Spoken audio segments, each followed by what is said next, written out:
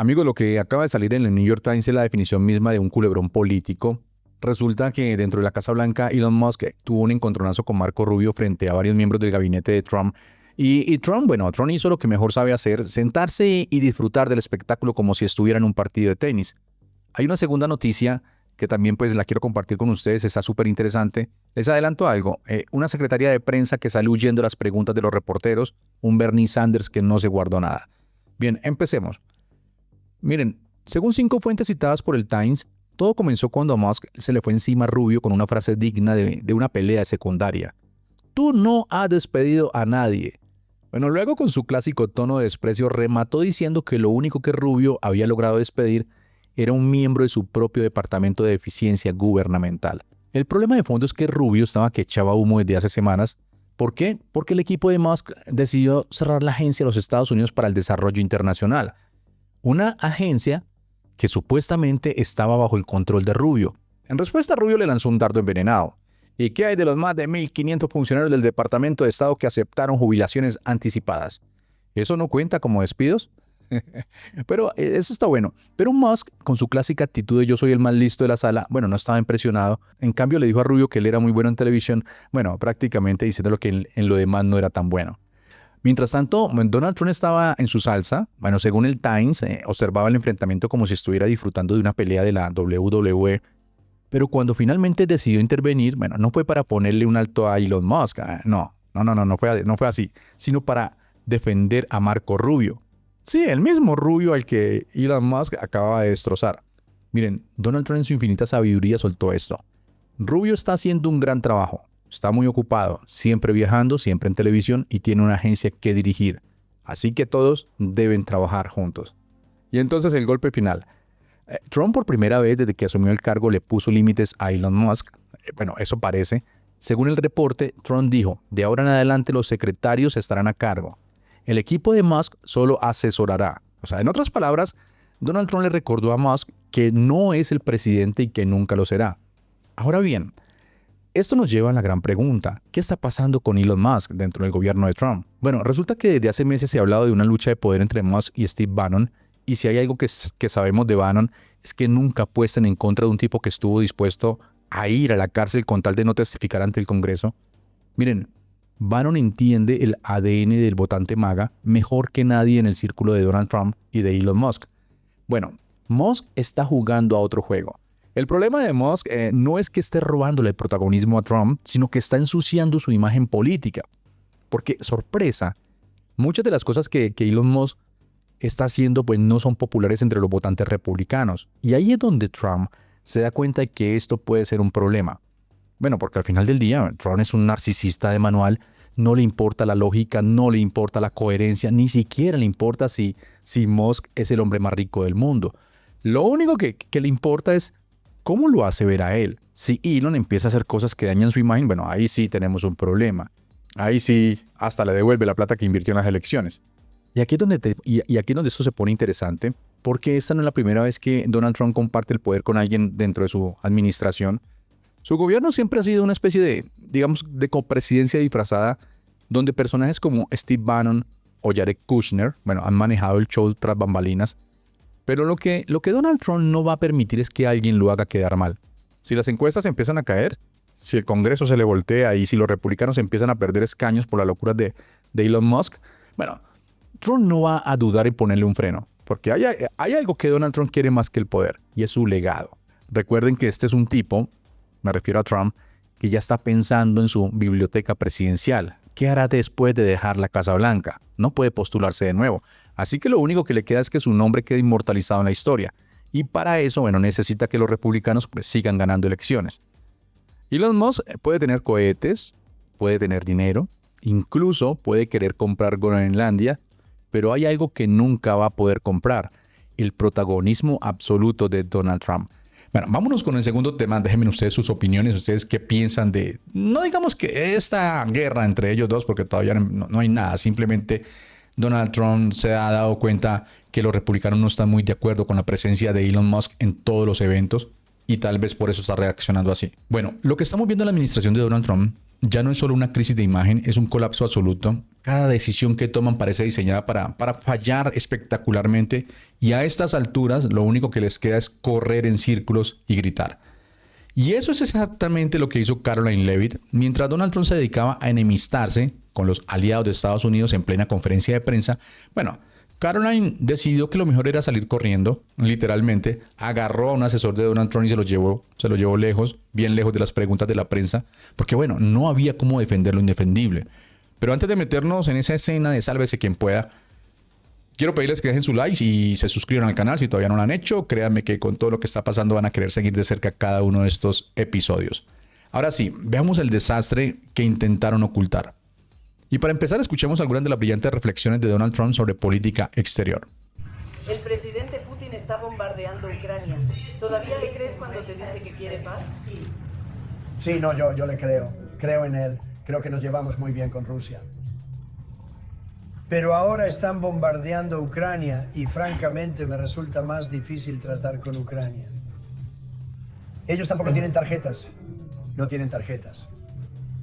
Como ya saben, tenemos programada una reunión en Arabia Saudita a principios de la próxima semana. Estamos debatiendo si sería más fácil tratar con Rusia para alcanzar una solución definitiva. Es sorprendente porque ellos tienen todas las cartas, y lo digo en serio, actualmente están bombardeando. He hecho una declaración muy fuerte. No puedo hacer eso, señor. Presidente, intentando. Estamos tratando de ayudarles y Ucrania debe ponerse en marcha y hacer el trabajo. Michael, puedes. Sí, amigos, así funciona la mente de Donald Trump.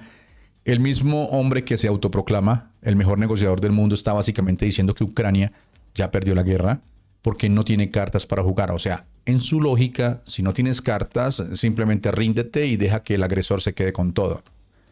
Ahora detengámonos un momento en esta frase. Ellos no tienen las cartas. Ahora, Donald Trump dice que Ucrania no tiene con qué negociar, pero ¿no será porque él mismo les está quitando cualquier posibilidad al negarse a apoyarlos? Y más aún, ¿por qué insiste en seguir participando en estas negociaciones si claramente está más cerca de Putin que de los aliados de Estados Unidos? Y ojo, porque esto no solamente es especulación.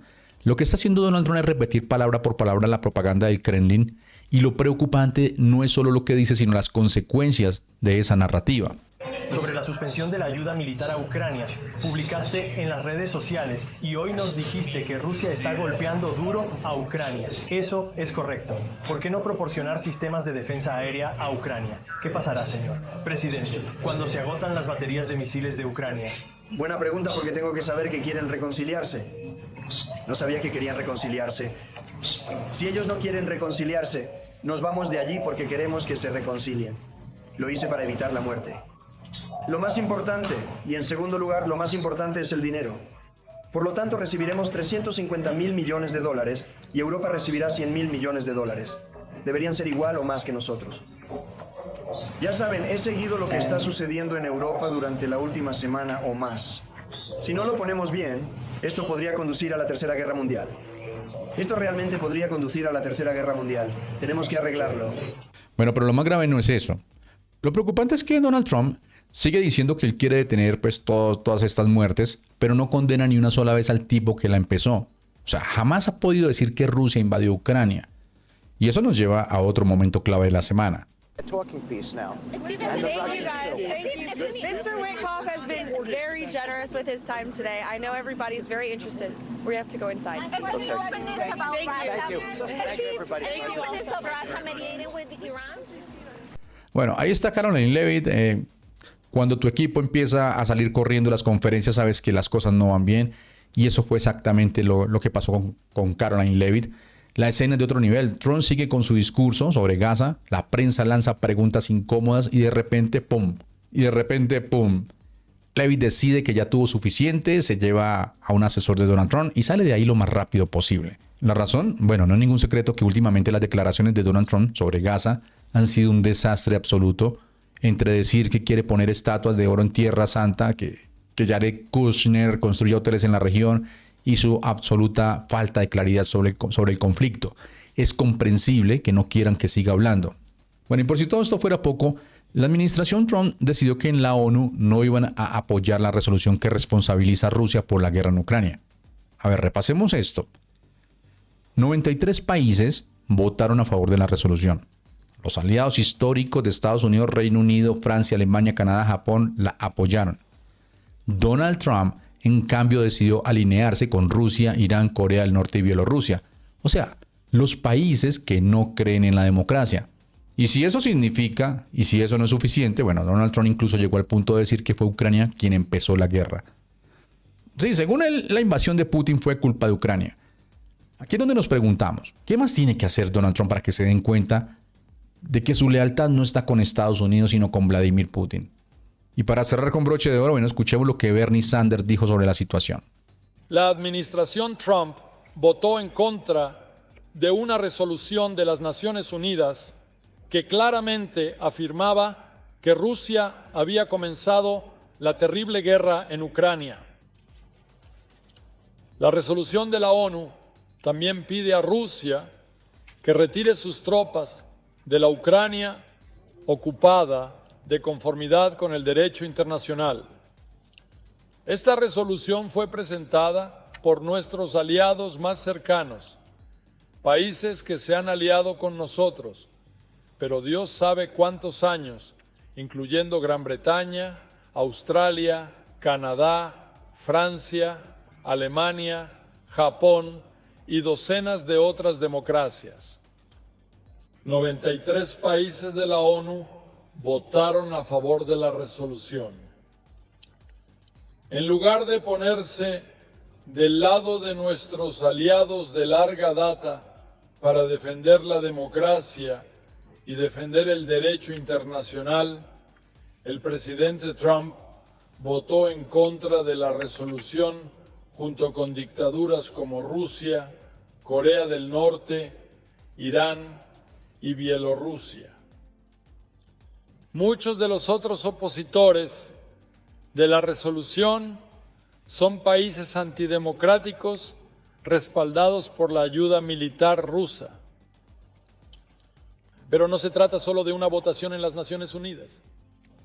Lamentablemente, el presidente Trump también ha propagado una mentira descarada, alegando que fue Ucrania quien inició la guerra en lugar de Rusia. Además, se refirió a Zelensky como un dictador, no como un líder de una democracia como la estadounidense. Señor presidente, cuando hablamos de Ucrania esta noche, es muy importante que no olvidemos quién es Vladimir Putin, por qué no es amigo de los Estados Unidos y por qué no debemos aliarnos con él contra Ucrania. Putin fue el hombre que silenció el movimiento democrático ruso tras el fin de la Guerra Fría. Putin es un hombre que roba elecciones, asesina la discordia política y suprime la libertad de prensa.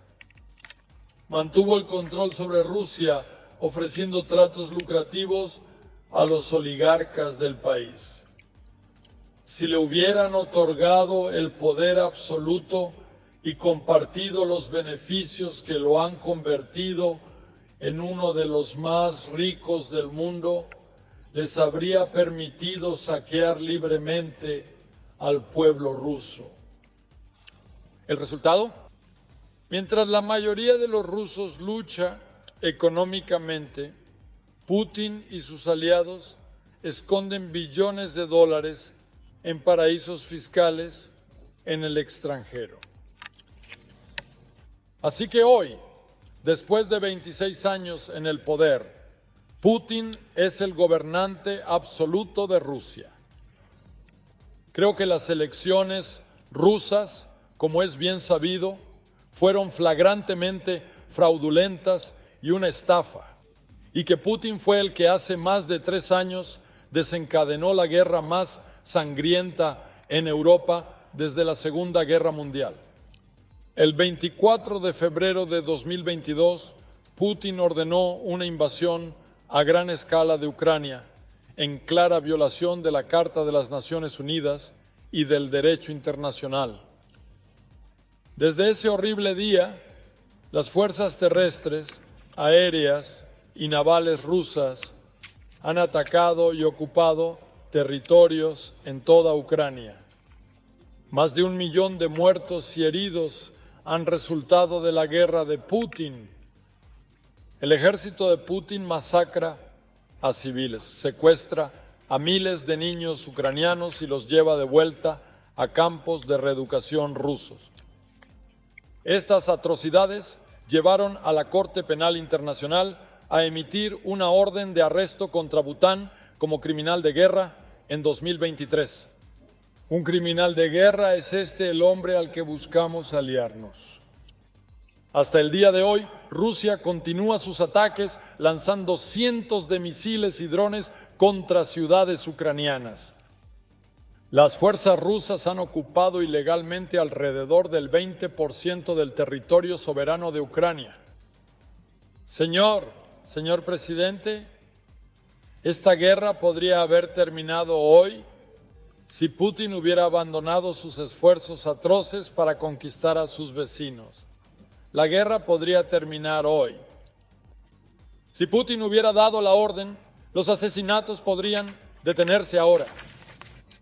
Muy sencillo, señor presidente. Esta es mi resolución para Vladimir Putin.